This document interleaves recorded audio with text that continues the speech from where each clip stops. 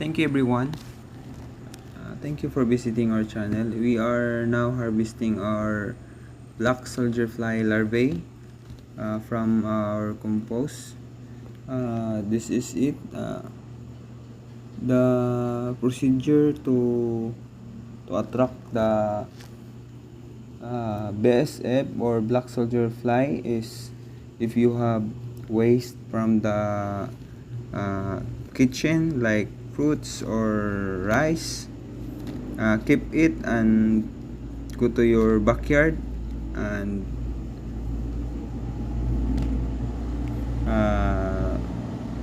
dig a hole and put all the waste material and compost it about 1 month.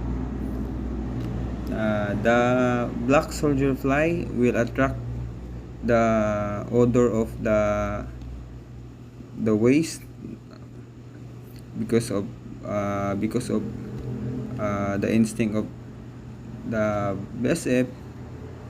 They attract it. This is procedure almost I compose 2 times. After 1 month, I look at I check my compost area and it is always positive. It positive of BSF. So this is the easy way, one of the easy way to attract BSF. You can capturing them with already larvae. After this, you can create your own facilities to manage this super worm or black soldier fly.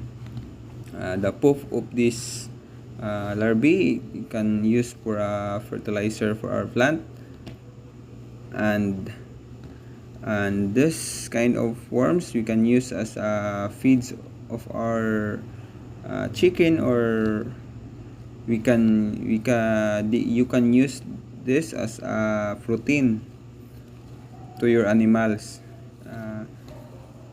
Try to look on Google or different kind of site. Try to learn how to make feeds with BSF. You can use this as a